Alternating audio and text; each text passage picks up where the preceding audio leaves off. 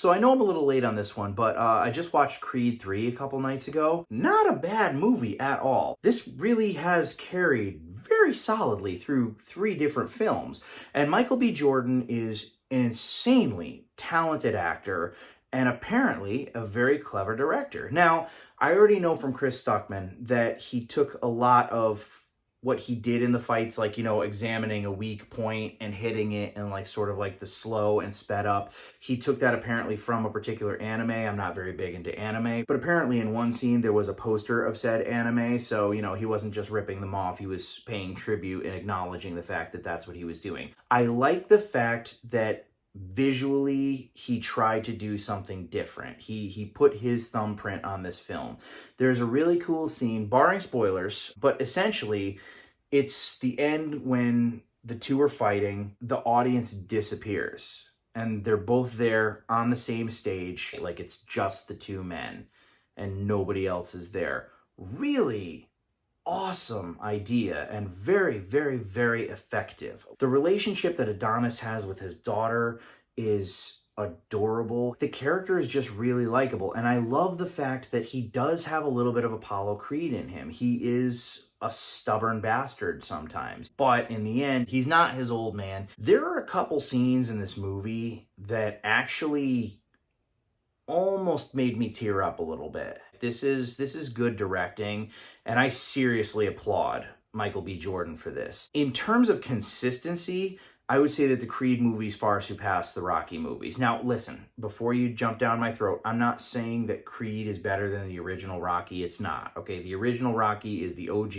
It won an Academy Award for Best Picture in 1976, and it 110% deserved it. I'm simply saying that the actual physical franchise, like how it has gone, I think in terms of how good each entry has been, it's already surpassed the Rocky films. That's an opinion. I like the fact that Victor Drago is in it as kind of a partner. There's still sort of like a rivalry there, or like hints of a rivalry, but they're working together, and I kind of like that. I like the fact that they humanize this character, that it's not just like who's the big bad villain in the next one, and even the villain in this one. Really understandable backstory. I understood his motivation.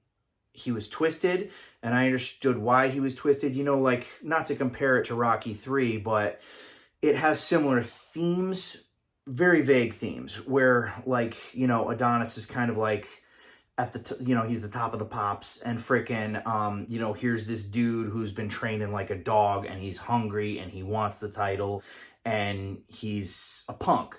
But, in Rocky 3, Clubber Lang was just kind of a punk. This guy has legit motivation, and he has a backstory with Adonis, something very personal that Adonis himself, really hasn't fully come to terms with. And it makes for such a cool, dramatic dynamic and such a fantastic villain. It kind of takes you up and down. At first you're like, wow, I empathize with this guy. Then you're sort of like, wow, this guy is a piece of shit. And then you kind of go back to like, all right, I kind of get it. Like it's an emotional roller coaster. And the fact, again, that a third film in a franchise was able to sort of get that, it says a lot. Really, props, Michael B. Jordan. Now, there is a controversy about this film, or so I've heard the buzz, that Sylvester Stallone is not in it at all. Apart from anything outside of this movie, I heard that there's some sort of like Sylvester Stallone doesn't own the rights to Rocky anymore, which is kind of messed up when you think about it, because he essentially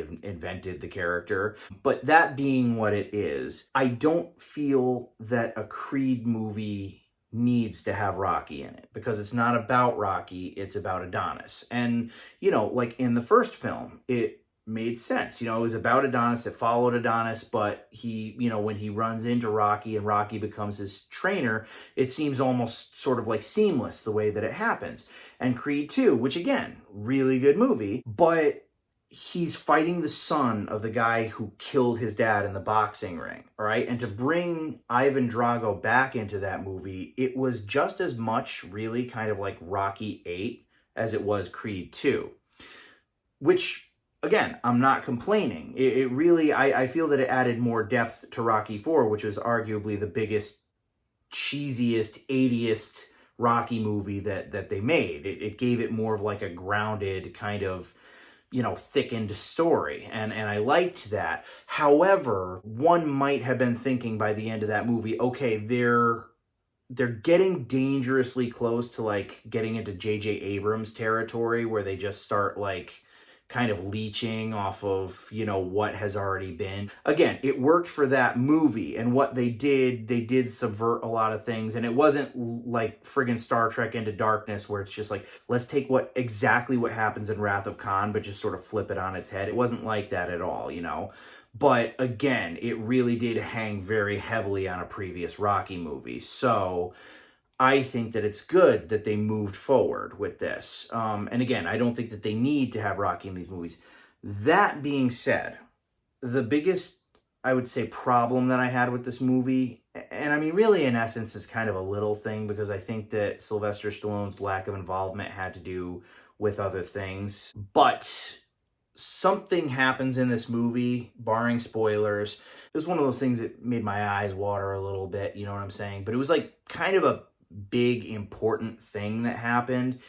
And for Rocky to just not be there at all, it was a little weird. I'm not saying that he should have had a big role in the film, but for this one little tiny scene, it would have been cool if he had just made an appearance and maybe given Adonis like some little blip of wisdom and then just left the movie again. That would have been cool.